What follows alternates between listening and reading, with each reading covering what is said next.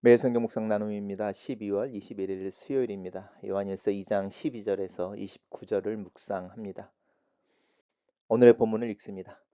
자녀들아, 내가 너희에게 쓴 것은 너희 죄가 그의 이름으로 말미암아 사함을 받았으며, 아비들아, 내가 너희에게 쓰는 것은 너희가 태초부터 계신 이를 알았으며, 청년들아, 내가 너희에게 쓰는 것은 너희가 악한 자를 이기었음이라. 아이들아, 내가 너희에게 쓴 것은 너희가 아버지를 알았으며, 아비들아, 내가 너희에게 쓴 것은 너희가 태초부터 계신 이를 알았으며, 청년들아, 내가 너희에게 쓴 것은 너희가 강하고 하나님의 말씀이 너희 안에 거하며 너희가 흉악한 자를 이기었음이라. 이 세상이나 이 세상에 있는 것들을 사랑하지 말라. 누구든지 세상을 사랑하면 하나님의 아버지의 사랑이 그 안에 있지 아니하니, 이는 세상에 있는 모든 것이 육신의 정욕, 안목의 정욕, 이생의 자랑이니 다 아버지께로부터 온 것이 아니요 세상으로부터 온 것이라. 이 세상도 그 정욕도 지나가되 오직 하나님의 뜻을 행하는 자는 영원히 거하느니라. 아이들아, 지금은 마지막 때라. 적 그리스도가 오리라 하는 말을 너희가 들은 것 같이 지금도 많은 적 그리스도가 일어났으니, 그러므로 우리가 마지막 때인 줄 아노라. 그들이 우리에게서 나갔으나 우리에게 속하지 아니하였나니, 만일 우리에게 속하였더라면 우리와 함께 거하였으려니와, 그들이 나간 것은 다 우리에게 속하지 아니함을 나타내려 함이니라. 너희는 거룩한 자에게서 기름 부음을 받고 모든 것을 아느니라.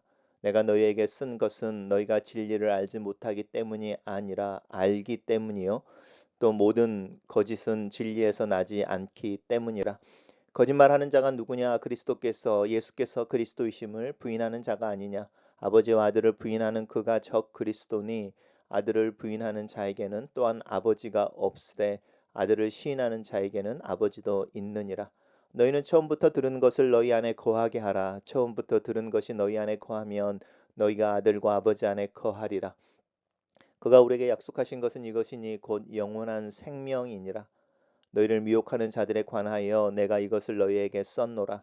너희는 주께 받은 바 기름 부음이 너희 안에 거하나니, 아무도 너희를 가르칠 필요가 없고 오직 그의 기름 부음이 모든 것을 너희에게 가르치며, 또 참되고 거짓이 없으니 너희를 가르치신 그대로 주 안에 거하라.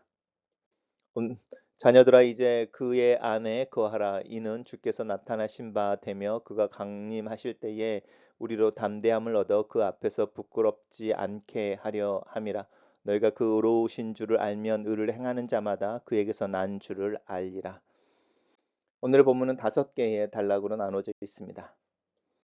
첫 번째 단락입니다. 자녀들아라고 말하고, 또 이제 아비들아 이렇게 이야기하고, 청년들아라고 부르고, 이제 아이들아 이렇게 부르는데, 교회 안에 있는 다양한 어떤 신앙의 수준이라고 말할 수는 없지만, 이 한 가족 안에 뭐 아버지와 이렇게 아버지와 또 젊은이들과 또 아이들이 있는 어떤 대가족의 모습을 상상해 보시면 좋을 것 같습니다. 3대 정도가 되어지는 그런 모습으로 이제 교회의 모습을 설명하고 있고, 그렇게 이제 성도들의 이름을 불러가면서 이제 그 그룹의 어떤 이름을 불러가면서 이야기하고 있습니다. 첫 번째 시작하는 것은 자녀들아라고, 이제 전체적인 요한이 이제 요한일서를 보내는 교회의 전반적인 성도들을 지칭하는 거죠. 굉장히 따뜻한 말이죠.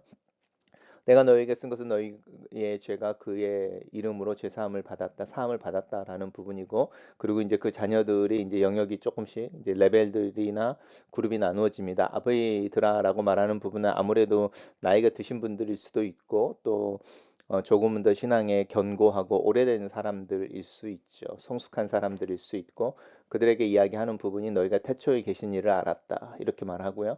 청년들은 조금 더 액티브하고 이제 또 활동적이어서 이제 이김에 대한 승리에 대한 이야기를 하고 있고, 아이들에게는 그들이 누구인지 이제 기본적인 정체성인데, 고대에는 그 자신들의 정체성이라고 하는 부분이 부모에 의해서 결정되어지죠. 그래서 부모가 누구인지를 알면 그 아이들이 어떤 사람인지, 또 어떤 사람이 될 거인지, 또 무슨 일을 할 건지를 이렇게 예측이 가능한 그 고대의 어떤 상황들을 볼 때 그 아버지를 안다라고 하는 부분들, 너희가 누구인지를 기억해야지라고 말하는 부분과 연관 되어집니다. 그래서 오늘 첫 번째 단락에 남아 있는 내용들은 자연스럽게 그리스도 안에서 성도들에게 주어지는 어떤 신앙의 핵심에 대한 이야기를 하고 있는 거죠. 태초에 계신 이를 알았다. 너희가 악한 자를 이겼다. 그리고 너희 아버지가 누구인지를 너희 기억하고 있지라고 하는 부분인데 이것이 두 번 반복되어지고 있죠. 성경에서 이것이 두 번이 반복되어진다는 것은 이제 강조한다는 의미입니다. 단락을 요약해 보겠습니다.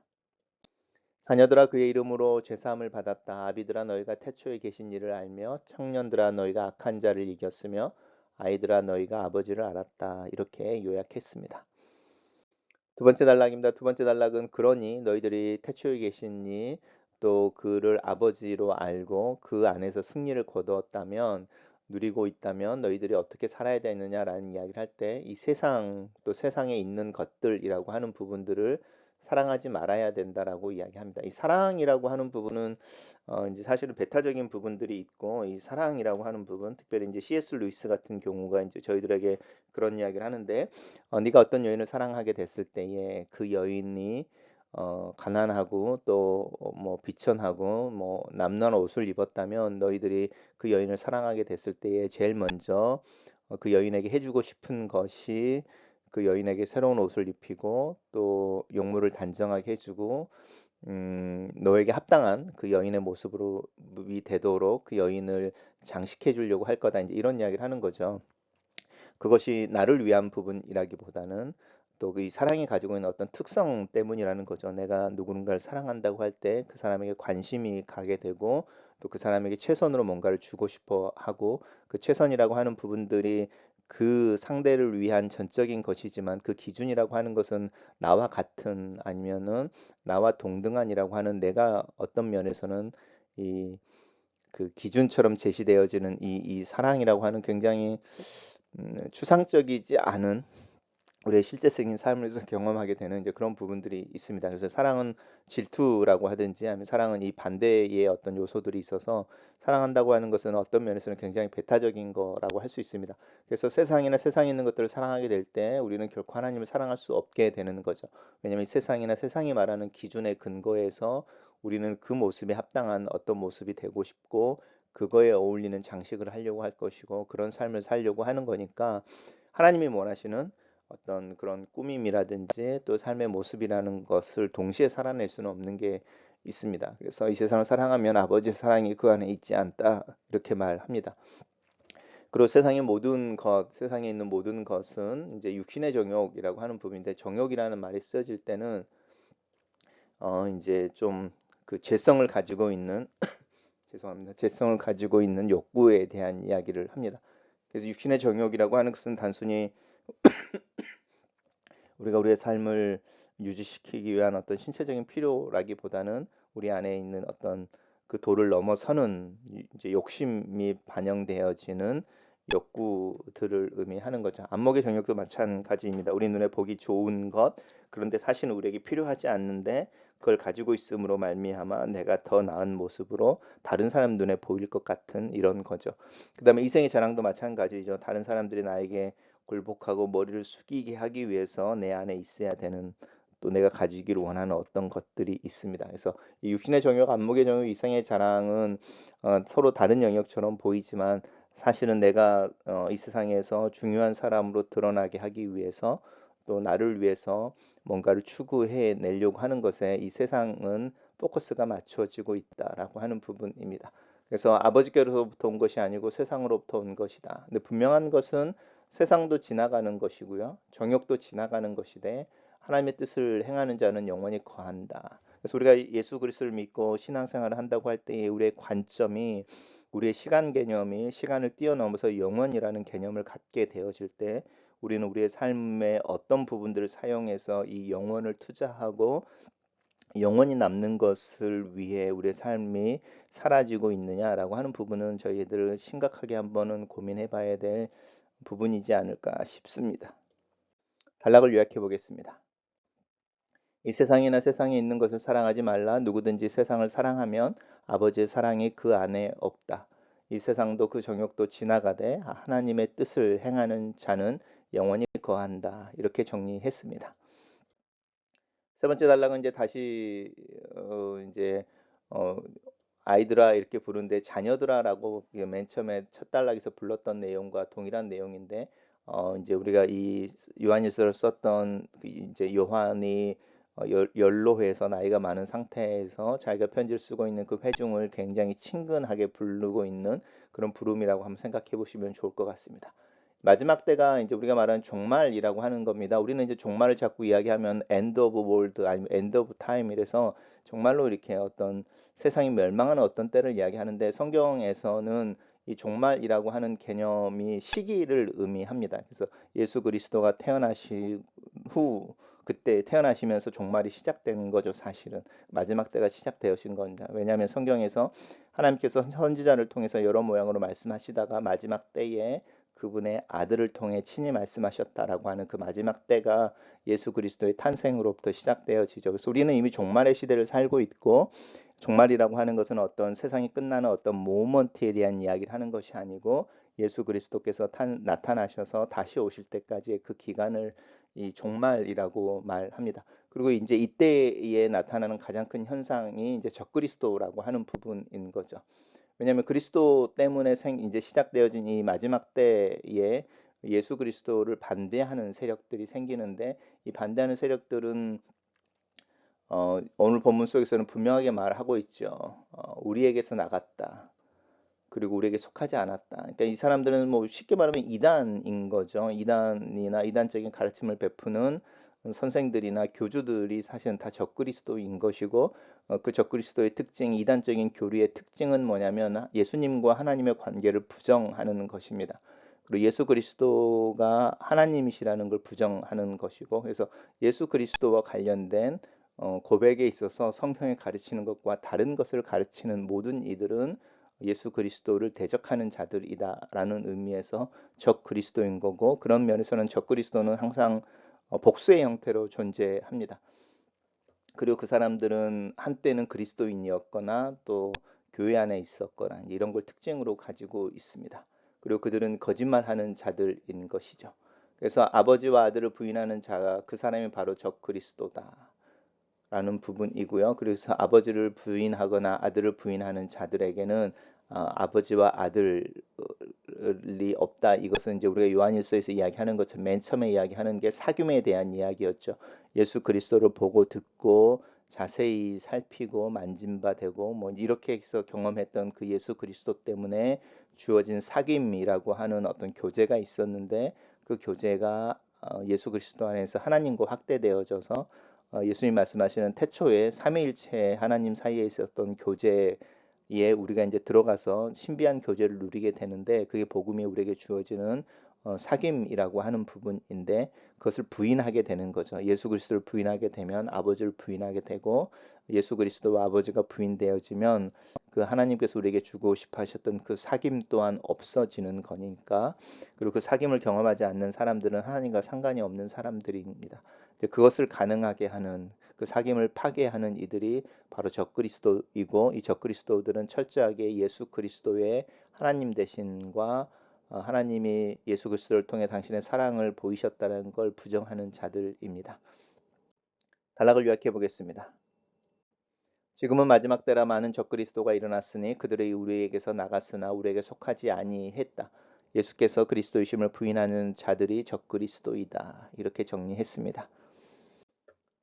네 번째 단락에서 너희가 처음에 들은 것, 복음에 대한 이야기를 하는 거죠. 예수 하나님이신 생명의 말씀이 인간이 되어 우리 앞에 나타나셨다. 그리고 우리를 대신하여 죽으심으로 하나님의 사랑을 드러내시고 아들과 아버지 사이에 있었던 사귐 안으로 우리를 초대했다라고 하는 게 복음의 핵심인 거죠. 그게 처음부터 들은 것입니다. 그리고 그 안에 거하게 됐을 때에 너희가 이 아들과 아버지 안에 거하리라 사귐에 대한 이야기를 하고 있습니다. 그리고 이 사귐이 바로 영원한 생명입니다. 영원한 생명이 바로 영생이라는 것이고요.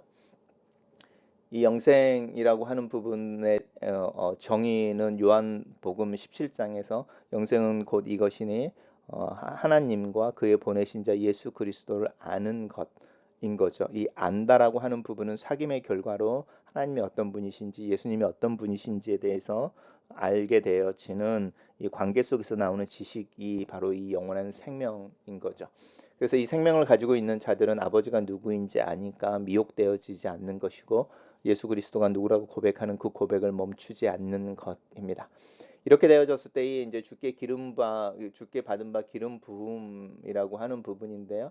이 부음이 너희 안에 거하나니 아무도 너희를 가르칠 필요가 없고 그의 기름 부음이 모든 것을 너희에게 가르치며 참되고 거짓이 없이 너희를 가르치신 그대로 주 안에 거하라 이렇게 말하면서 이 기름 부음이라고 하는 부분이 이제 추상적인 개념 같지만 그의 기름 부음이 모든 것을 너희에게 가르치고 너희를 가르치신 대로라고 말하면서 이 기름 부음이 어떤 인격에 대한 이야기를 하고 있다. 우리 안에 거하는 어떤 또 다른 존재에 대한 이야기를 하고 있다. 이제 성령에 대한 이야기를 하고 있는 것이죠. 그래서 하나님의 기름 부으심이라고 하는 부분은 우리 안에 성령을 부어 주시는 것이고 우리 안에 성령이 계실 때에 그 성령이 진리의 영으로서 하나님의 영이며 그리스도의 영으로서 우리를 이 영생 가운데서 또 영생을 경험하며 살도록 해 주는 거죠. 그래서 우리가 주 안에서 거하라라고 하는 이 명령 앞에 서 있게 되어집니다. 이것은 우리의 선택인 것이고 우리가 예수 그리스도 안에 거하기 위해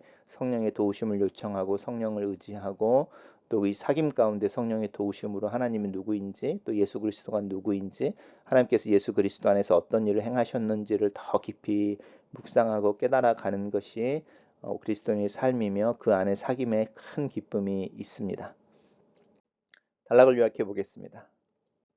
처음부터 들은 것을 너희 안에 거하게 하면 너희가 아들과 아버지 안에 거하리라. 이렇게 정리했습니다. 자녀들아 이제 그 안에서 거하라라고 말하면서 이제라고 하는 부분이죠. 그러니까 이거는 꼭 지금부터라는 뜻이 아니라 이제 우리가 이야기했던 어떤 결론인 거죠. 너희가 그렇게 동의한다면 그리고 너희가 이것을 깨닫는다면 너희가 처음 들은 바 그것을 붙잡고 그 안에 거해라라는 말의 반복입니다.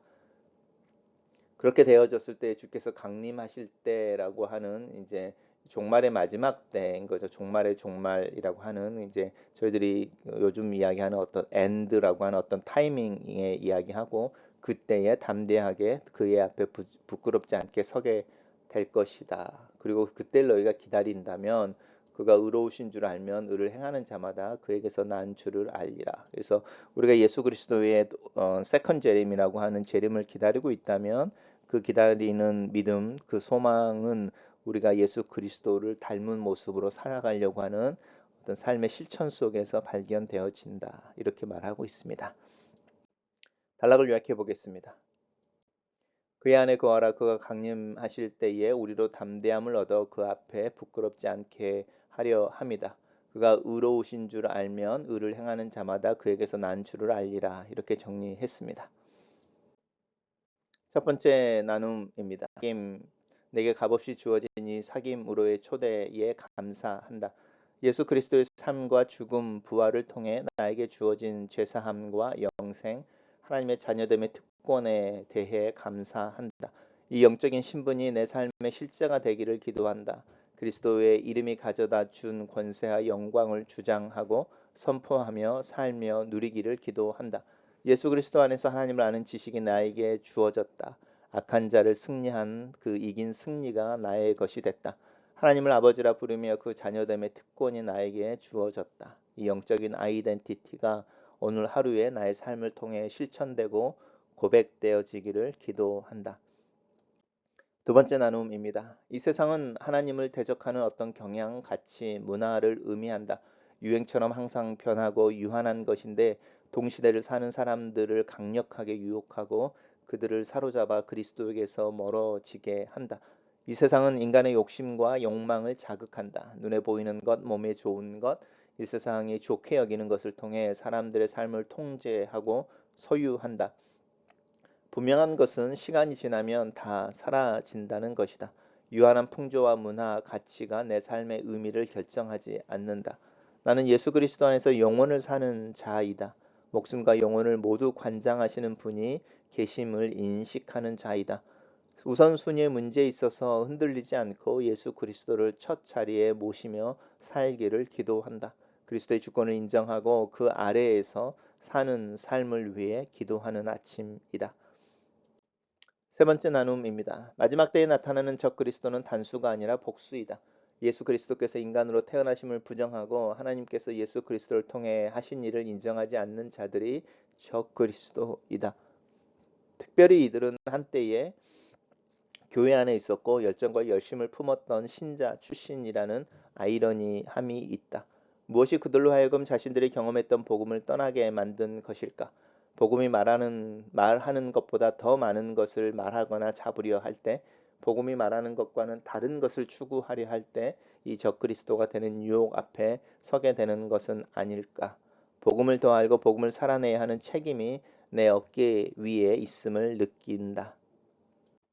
네 번째 나눔입니다. 처음 부르심, 처음 사랑을 가지고 신앙생활을 하는 것이 너무 어렵다. 철없는 어린아이처럼 손에 쥐고 있던 이 보석을 내 눈에 좋아 보이는 것을 잡기 위해 너무 쉽게 땅에 던져버리고 살다가 뒤늦게 그것을 찾느라 수고할 때가 너무 많다. 그렇게 눈물 콧물을 흘리며 찾아 손에 쥐었던 그 첫사랑, 첫 부르심을 곧바로 잃어버리는 악순환 속에 산다. 처음 들은 것을 붙잡고 이 첫 들은 것이 내 안에 우리 교회 안에 거하게 하기 위해 애를 써야 한다. 그것이 하나님과 예수 그리스도 안에 내가 거하는 방법임을 기억해야 한다. 이 첫사랑을 잃어버리지 않는 신자로 살아가기를 기도한다. 네 번째 나눔입니다. 하나님의 재림을 기다린다는 의미가 무엇일까? 아무것도 하지 않거나 이 세상의 일상으로부터 도피를 의미하지는 않는다. 미래를 소망함으로 오늘을 아무렇게 살아도 되는 방종도 아니다. 그리스도의 부활을 기다리는 자들은 그의 기다림을 몸으로 살아야 한다. 기다림은 아무것도 하는 것이 아니라 오늘 일상을 행동으로 믿음으로 살아내는 것이다.